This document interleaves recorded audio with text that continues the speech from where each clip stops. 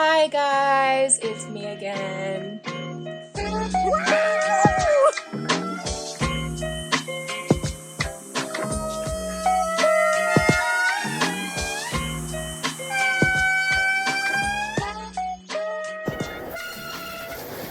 So this week I wanted to talk about Andasibe, some of the things that I've experienced there.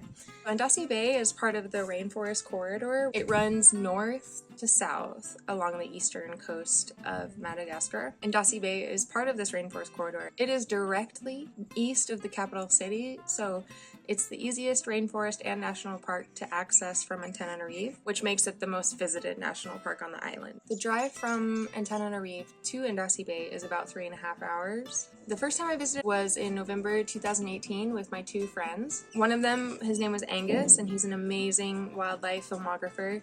So we captured a lot of cool wildlife on film, a lot of lemurs, like the incredible black and white injuries, which you hear throughout this video.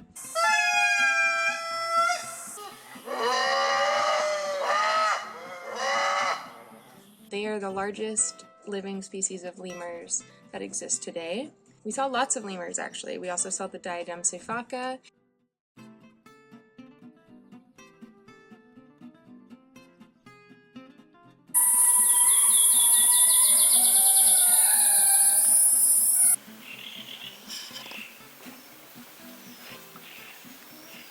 And then we saw brown lemurs too.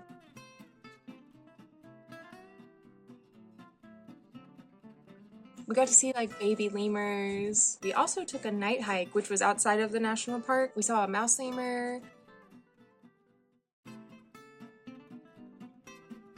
We saw dwarf lemurs, which we didn't get to film, but we saw woolly lemurs too. We also saw chameleons, which are easier to spot at nighttime because they're sleeping and they're not like on top of their camouflage game. But we did see some really cool reptiles during the day. We saw a chameleon at our lodge, a mossy leaf-tailed gecko, and we saw a tree boa on the side of the road. We also visited Mitsunzu, which was right across the street, and that's a community-run reserve. We got to see some injuries close up, and we also planted some trees.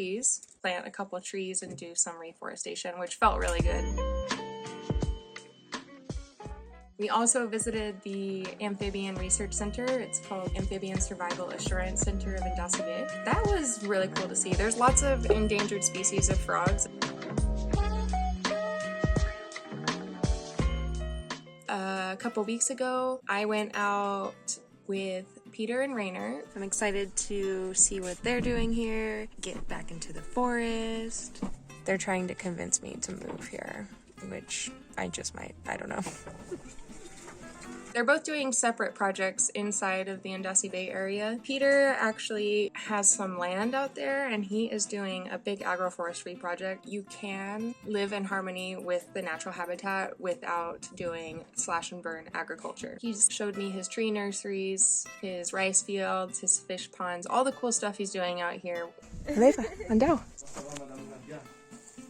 I ended up spending the night out there one night in the little cabin. It was really cold. I wasn't expecting it to be so cold. I think it would be really nice actually to work with the teachers out there. Both Rainer and Peter introduced me to a couple of educators in the area. We did a quick stop at Mitsunzu with the coordinator, Rainer. Excited to be back? Yeah. Is that Kuba? Yeah, cool.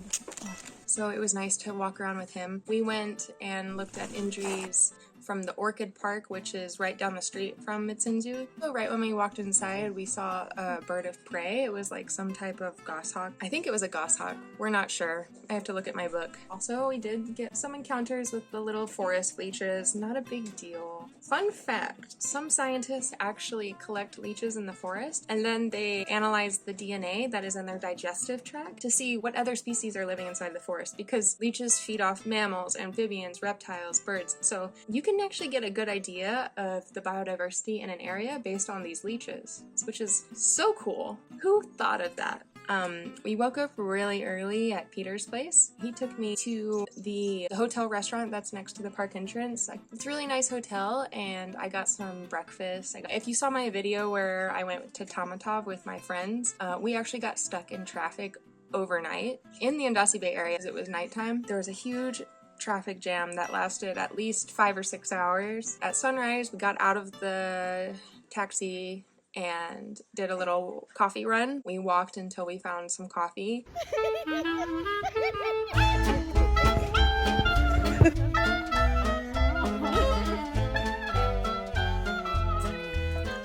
Is this the source?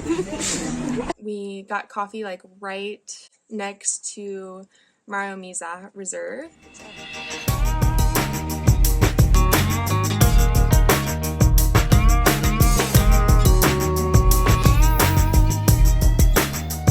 A couple weeks ago, I actually got the chance to go into the reserve with Rainer and a guide. They explained the history of the place a little bit. It used to be a quarry. There's a big population of bats there. We saw some giraffe weevils. Oh my gosh, I am obsessed with these little insects. It is October, so this is the mating season, so they're exhibiting lots of really interesting behavior. The specific plant that only they live on. So we found a female who has the shorter neck, and then next to the female there were these two males, like pretty sure they were competing for her. After they mate, they only lay one egg, and then the female carefully rolls it into like a leaf burrito and then pinches it and it falls to the ground, and then the egg hatches eventually. If you look up BBC giraffe weevil videos on YouTube, they can explain it way better than I could right now. After we saw the giraffe weevils, we hiked up, and we came across this beautiful viewpoint. I think it's the best viewpoint in the area, and we could hear the injuries calling. They weren't close, but we could hear them. We kept walking, and we walked about a little over 2 miles into the forest, and we came across the research station, which was really freaking nice. Like, they have a nice like building with a big porch, tents, hammocks.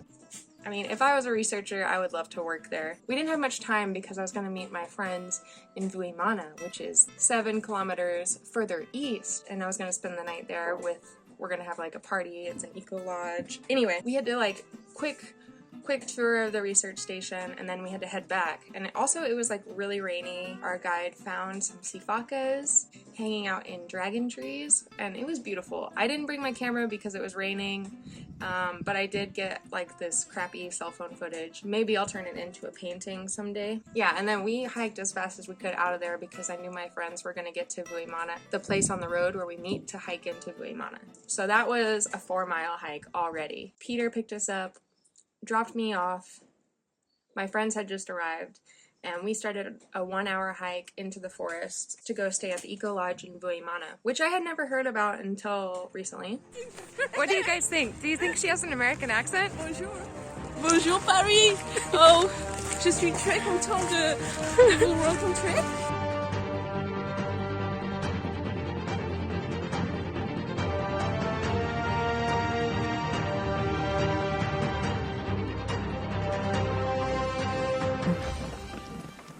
It is a forest fragment. So the guide took us on an hour-long hike. We crossed a river.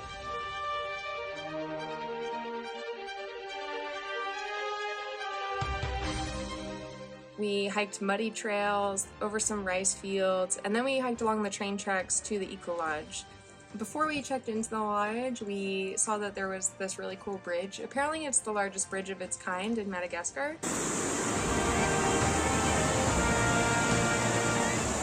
We walked on the bridge and we were just like, Oh my god! oh my god! Amazing.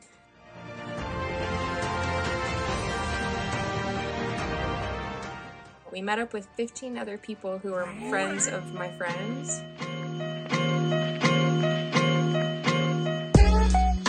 Sat down in the common area, and by that time I had a gnarly blister. Oh my god.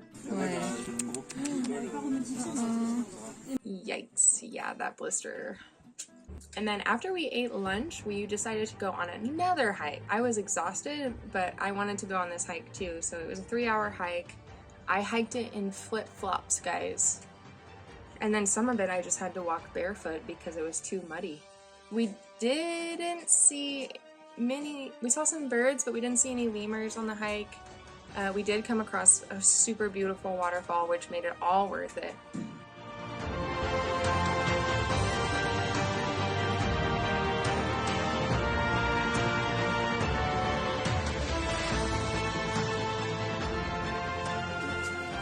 veux dire, tu vois.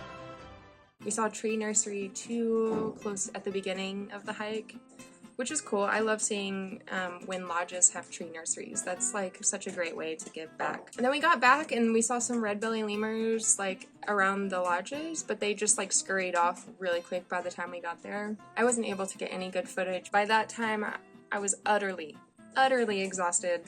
I have been hiking all day. I don't even know how many miles or kilometers it was, but I immediately took a cold shower, and we had dinner and hung out by the fire. We played card games. They played a game called Werewolf, which I don't really understand still, partially because I don't speak French, so I just kind of watched and tried to dry my shoes by the fire. After dinner, I went straight to bed while they partied, and it was freezing cold. I got a really good rest, so I was the first one up in the morning. I got woken up at like 5 a.m. to the sound of songbirds and hopped right out of bed. Everyone else was still sleeping. And went to the train tracks to the bridge to see the sunrise. To my surprise, there was someone else there. It was one of Jay's friends, and we enjoyed the sunrise together. It was really nice. Came back, had breakfast. We did relaxing in the common area. Magali and Erica did some yoga. Erica and Magali and Felipe, they had to leave early to go catch the taxi Bruce.